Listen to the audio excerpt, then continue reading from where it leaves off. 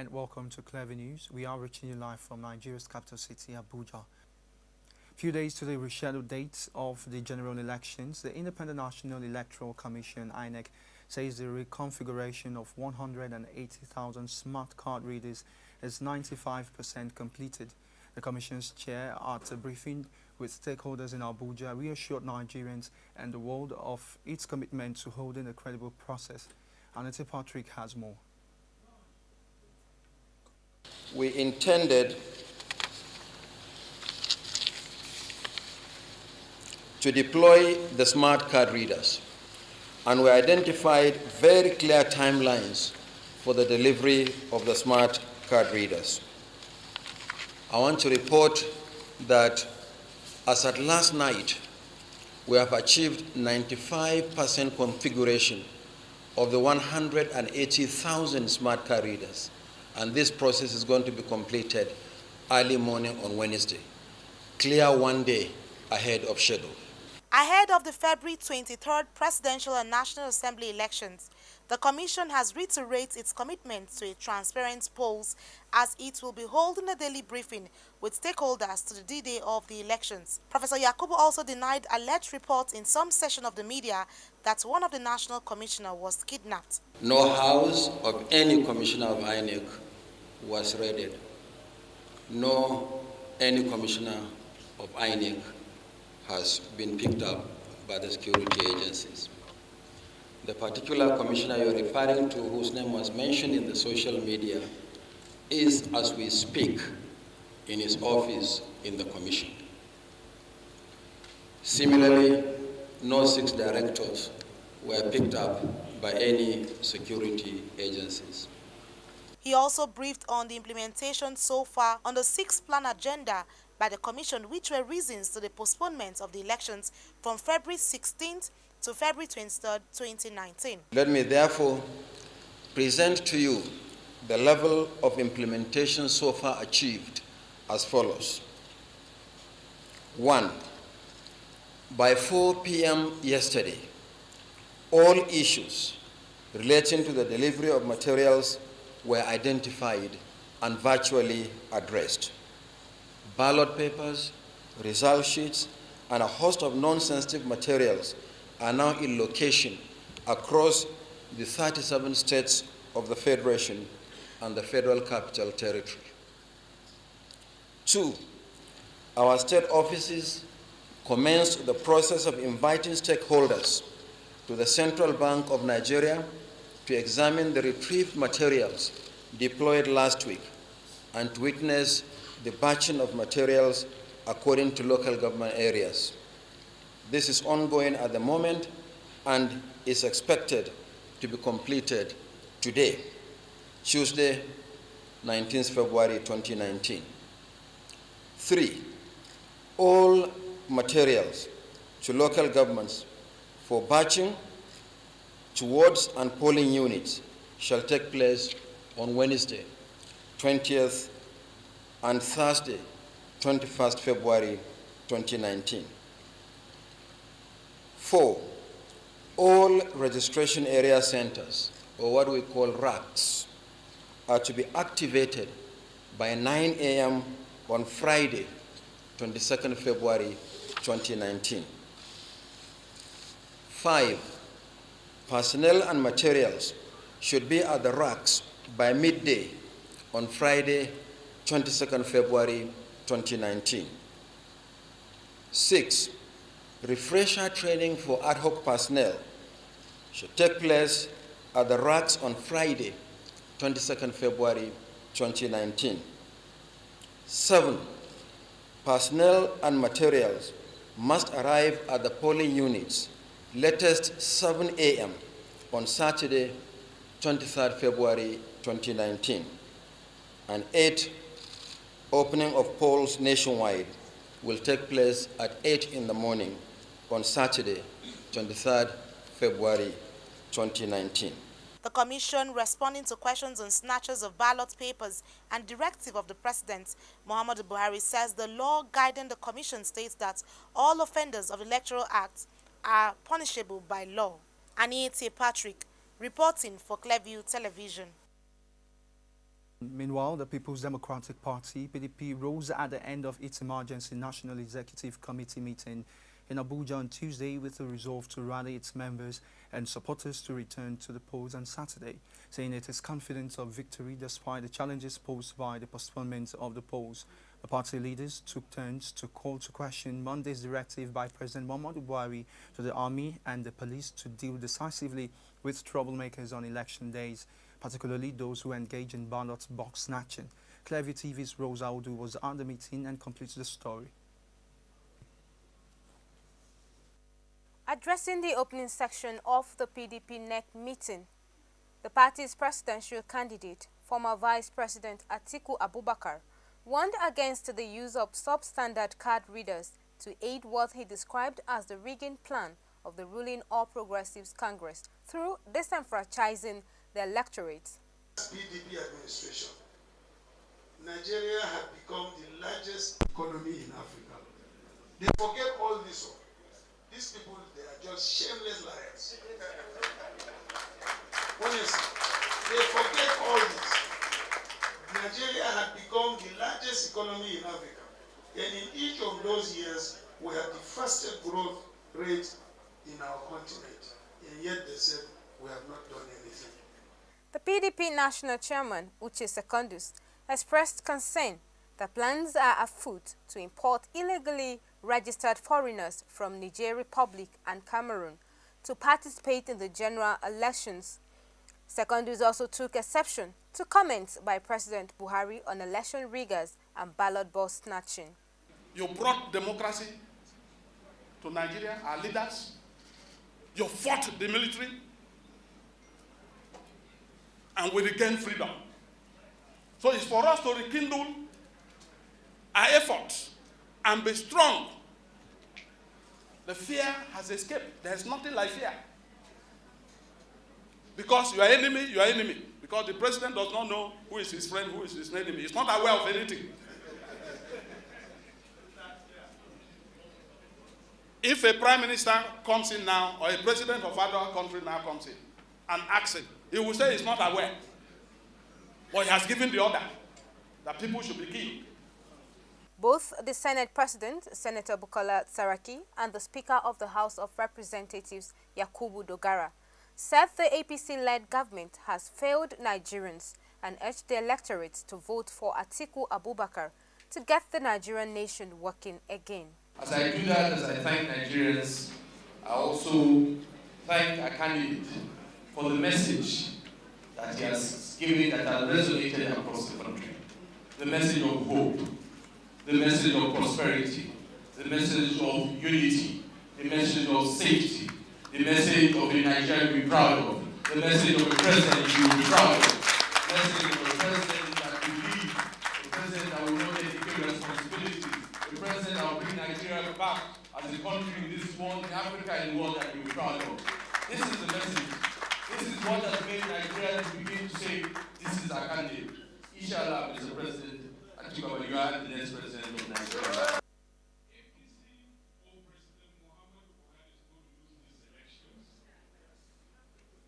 Because he has no constituency. And I tell you what I mean. He has always said that his constituency consists of the masses, the Talakawas. Now for close to 4 years, what has the government done for the masses, for the Talakawas, for the Almajiris? What have they done? Also speaking, the Deputy Senate President, Senator Ike Kweremadu, described the postponement of the general elections as a national disgrace, but however, stated that it was also for the benefit of Nigerians. The PDP charged Nigerians to disregard any threats to their lives and come out peacefully to cast their votes on the 23rd of February and March 9th for leaders of their choice. Rose Audu, reporting for Clearview Television. The presidential candidate of the Action Democratic Party, Yabaji Yusuf Sani, has faulted President Muhammadu Buhari over his directive to the police and the military to shoot at ballot boxes box snatchers, and others who may engage in attempts aimed at disrupting the 2019 general elections, now rescheduled for February 9 and March 2nd. Sani, who expressed shock and disappointment over the president's comments at the caucus meeting of the ruling All Progressives Congress (APC) in Abuja on Monday, said the directive is against the constitutional guarantee of rights to life. In a statement signed by the Director of Media and Publicity of his presidential campaign organization, Pam Ibrahim, the ADP presidential candidate described the comment as unfortunate, saying it suggests that security agencies will once again be used to intimidate, harass, manipulate, and rig the elections in favor of the ruling All Progressives Congress. Sani said President Buhari's declaration is outrageous and at variance with the Electoral Act, which stipulates sanctions for ballot box snatching, and that at no time did the law say offenders should pay with their lives, as posited by the president. Sani also condemned the obscene use of money by those he described as desperate, inordinate, and ambitious politicians bent on criminalizing the compromising both the electoral body and the voters. The Independent Petroleum Marketers Association of Nigeria (IPMAN) has directed its members operating filling stations across the country to sell petrol for 140 naira per litre from February 20 to February 25 against the official pump price of 145 naira per litre. A statement issued by IPMAN's national president Chinedu Okoronko said the 5 naira reduction would motivate many Nigerians to travel to their respective destinations to cast their votes on February 23. Part of the complaints by Nigerians following the postponement of last Saturday's election from February 16 to February 25 was that they incurred huge costs by traveling to various places to vote and would have to travel again this Saturday. The statement said IPMAN was prompted to slash 5 naira from the 145 naira per litre official petrol pump price in a bid to motivate Nigerians to return to vote again on February 23rd.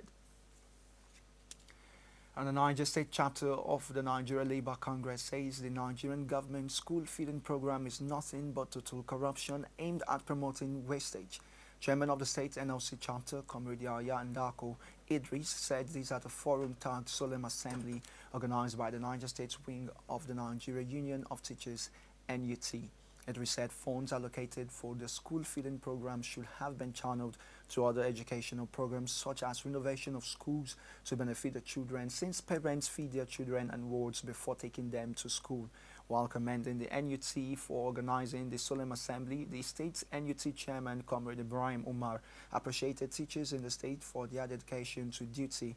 At the event, prayers were offered for the smooth conduct of the elections and for God to touch the hearts of the leadership to do the bidding of workers, especially teachers. The major prayer point at the Solemn Assembly was that God should allow the National Assembly pass the 30,000 naira minimum wage bill. And Mieti Allah Cattle Breeders Association of Nigeria (MAGBAN) has commended Governor Nasir El-Rufai of Kaduna State for being proactive on the attacks in Kajuru local government area of the state, where 66 persons were allegedly killed. The association has, however, appealed to the Fulani community not to embark on any reprisal attack. Speaking in Kaduna, MAGBAN's women leader Hajia Khadija Adido said rather than commiserate with the families of the bereaved, some people are trying to make light of the grievous issue of killing of women and children. Meanwhile, the PDP governorship candidate in Kaduna, Ashiru, said the killing of 66 persons was a descent to barbarism and urged the people to come together regardless of political, religious or ethnic differences to rid the state of violence. Ashiru, who condemned the killings, called on the state government and security agencies to fish out the perpetrators and bring them to book.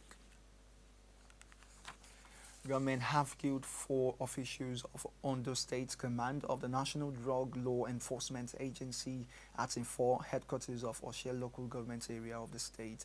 The dead bodies of the victims were reportedly found by some farmers on their way from the farm along the checkpoint in Ikaro near Ifo.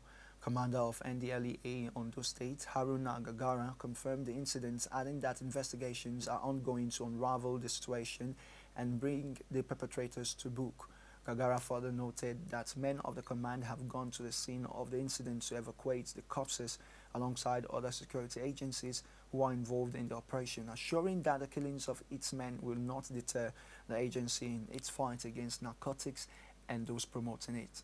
He also reiterated the readiness of the force in collaboration with other security agencies in the state to intensify the fight against narcotics dealers.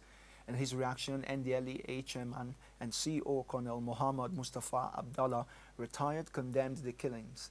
Abdallah, in a statement by the agency's director of narcotics Femi Oloruntoba, frowned at the dastardly act and promised to bring the fleeing perpetrators to book. The statement also disclosed that NDLEA has constantly destroyed several cannabis farms in many parts of Ondo State and confiscated hard drugs running into millions of naira from the barons and syndicates in the state. The Nigerian Bar Association (NBA) has tasked the Nigeria Customs Service and the Inspector General of Police to investigate the circumstances surrounding last Sunday's killing of a Nigerian by a customs operative on the Benin-Lagos Express Road. The NBA also accused customs personnel operating in that part of the country of allegedly being in the business of extorting motorists and passengers on the road, adding that the shameful act paints the country in a very bad light and it must stop. The association, in a statement by its publicity secretary, Kunle Edu, noted that the protection of lives and property of Nigerians is the responsibility of government, warning that the lives of Nigerians should not be cut short by trigger-happy armed security personnel who have no business being on the road. The lawyer's body therefore called on the Inspector General of Police, the National Security Advisor, and the leadership of the Nigerian Customs Service to quickly intervene in this matter by setting up an investigation panel that will unravel the circumstances that led to the killing of the Nigerian. He described the reported killing as unjustified and most reckless and demanded that all persons involved in the dastardly act be made to face the wrath of the law, while warning that the killing must not be swept under the carpet like others.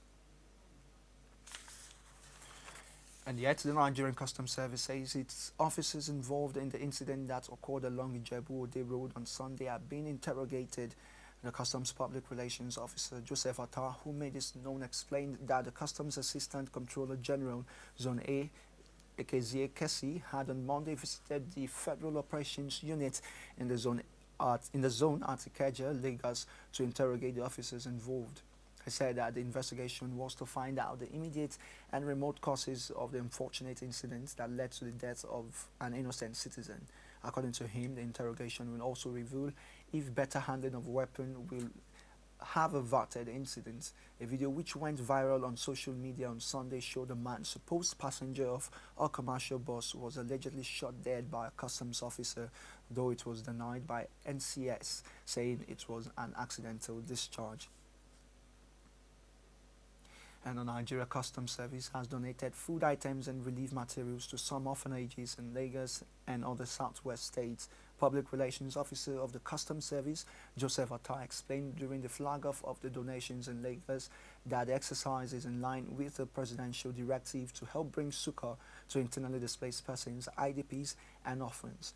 He said the distribution of the donations would take place in the 4 zones of the Customs Service to achieve a fair reach to intended recipients nationwide.